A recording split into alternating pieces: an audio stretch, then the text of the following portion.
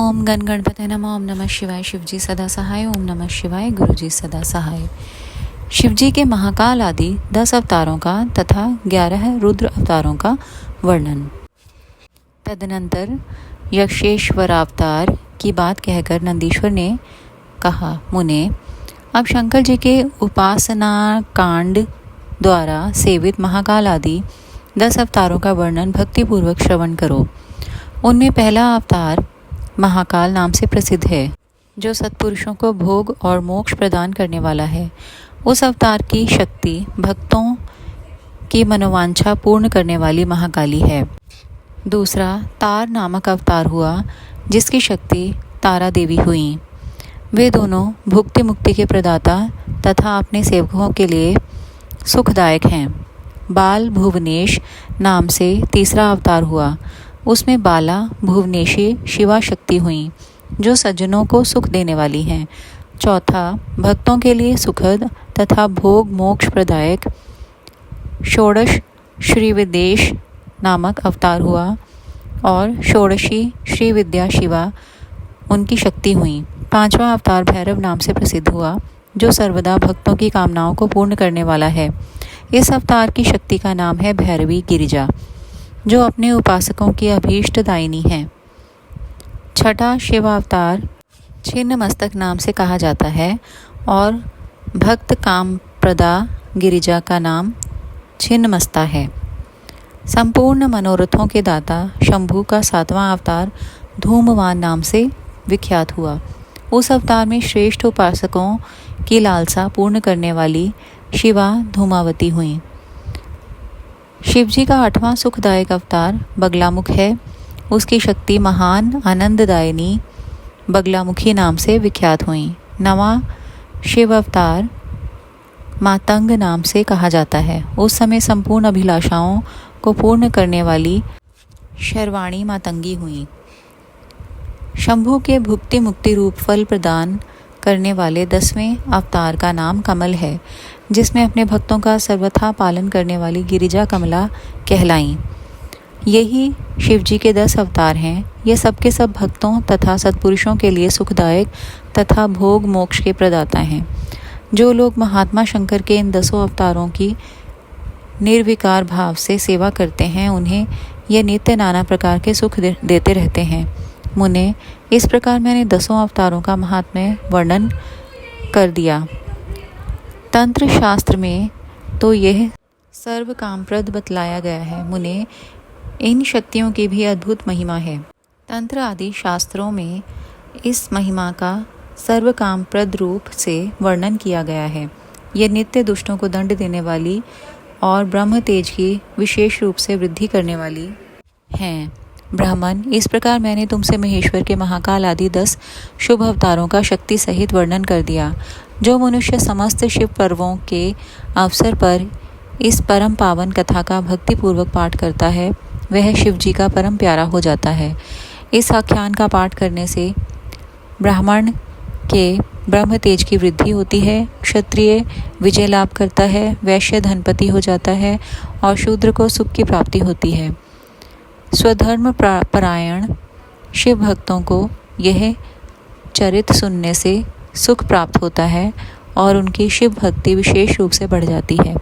मुने, अब मैं शंकर जी के एकादश श्रेष्ठ अवतारों का वर्णन करता हूँ, सुनो। उन्हें श्रवण करने से असत्य जाति जनित बाधा पीड़ा नहीं पहुँचा सकती। पूर्व काल की बात है, एक बार इंद्र आदि समस्त देवता दैत्यों से पराजित हो गए। तब वे भयभीत हो अपनी पूरी अमरावती को छोड़कर भाग खड़े हुए। यो दैत्यों द्वारा अत्यंत पीड़ित हुए वे सभी देवता कश्यप जी के पास गए। वहां उन्होंने परम व्याकुलता पूर्वक हाथ जोड़ एवं मस्तक झुकाकर उनके चरणों में अभिवादन किया और उनका भली भांति स्तवन करके आदरपूर्वक अपने आने का कारण प्रकट किया तथा दैत्यों द्वारा पराजित होने से उत्पन्न हुए अपने सारे दुखों को कह सुनाया। तात तब उनके पिता कश्यप जी देवताओं की उस कष्ट कहानी को सुनकर अधिक दुखी नहीं हुए, क्योंकि उनकी बुद्धि शिवजी में आसक्त थी। मुने, उन शांत बुद्धि मुनि ने धैर्य धारण करके देवताओं को आश्वासन दिया और स्वयं परम हर्षपूर्वक विश्वनाथपुरी काशी को चल पड़े। वहां पहुंचकर उन्होंने गंगा जी के जल में स्नान करके अपना नित्य नियम पूरा किया और फिर आदरपूर्वक उमा सहित सर्वेश्वर भगवान विश्वनाथ की भली भांति अर्चना की। तदनंतर शंभु दर्शन के उद्देश्य से एक शिवलिंग की स्थापना करके वे देवताओं के हितार्थ परम प्रसन्नता पूर्वक घोर तप करने लगे। मुने शिवजी के चरण कमलों में आसक्त मन वाले धैर्यशाली मुनिवर कश्यप को जब यूं तप करते हुए बहुत अधिक समय व्यतीत हो गया, तब सत्पुरुषों के गति स्वरूप भगवान शंकर अपने चरणों में तल्लीन मन वाले कश्यप ऋषि को वर देने के लिए वहां प्रकट हुए। भक्त वत्सल महेश्वर परम प्रसन्न तो थे ही, अतः वे अपने भक्त मुनिवर कश्यप से बोले, वर मांगो। उन महेश्वर को देखते ही प्रसन्न बुद्धि वाले देवताओं के पिता कश्यप जी हर्षमग्न हो गए और हाथ जोड़कर उनके चरणों में नमस्कार करके स्तुति करते हुए यूं बोले, महेश्वर, मैं सर्वथा आपका शरणागत हूँ। स्वामिन, देवताओं के दुख का विनाश करके मेरी अभिलाषा पूर्ण कीजिए। देवेश, मैं पुत्रों के दुख से विशेष दुखी हूँ, अतः ईश मुझे सुखी कीजिए, क्योंकि आप देवताओं के सहायक हैं। नाथ, महाबली दैत्यों ने देवताओं और यक्षों को पराजित कर दिया है, इसलिए शंभो, आप मेरे पुत्र रूप से प्रकट होकर देवताओं के लिए आनंददाता बनिए। नंदीश्वर कहते हैं, मुने, कश्यप जी के ऐसा कहने पर सर्वेश्वर भगवान शंकर उनसे तथेति ऐसा ही होगा यूँ कहकर उनके सामने वहीं अंतर्ध्यान हो गए।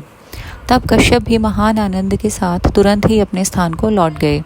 वहाँ उन्होंने वह सारा वृतांत आदरपूर्वक देवताओं से कह सुनाया। तदनंतर भगवान शंकर अपना वचन सत्य करने के लिए कश्यप द्वारा सुरभि के पेट से 11 रूप धारण करके प्रकट हुए। उस समय महान उत्सव मनाया गया, सारा जगत शिवमय हो गया। कश्यप मुनि के साथ साथ सभी देवता हर्ष विभोर हो गए। उनके नाम रखे गए कपाली, पिंगल, भीम, विरूपाक्ष, विलोहित, शास्ता, अजपाद, आहिर्बुधन्य, शंभु, चंड तथा भव। ये 11 रुद्र सुरभि के पुत्र कहलाते हैं। ये सुख के आवास स्थान है तथा देवताओं की कार्य सिद्धि के लिए शिव रूप से उत्पन्न हुए। ये कश्यप नंदन वीरवर रुद्र महान बल पराक्रम संपन्न थे।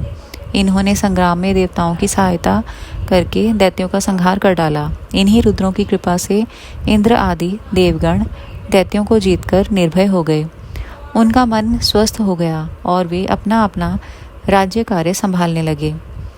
अब भी शिव स्वरूपधारी वे सभी महारुद्र देवताओं की रक्षा के लिए सदा स्वर्ग में विराजमान रहते हैं। तात, इस प्रकार मैंने तुमसे शंकर जी के 11 रुद्र अवतारों का वर्णन कर दिया।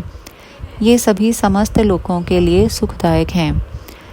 यह निर्मल आख्यान संपूर्ण पापों का विनाशक, धन, यश और आयु का प्रदाता तथा संपूर्ण मनोरथों को पूर्ण करने वाला है।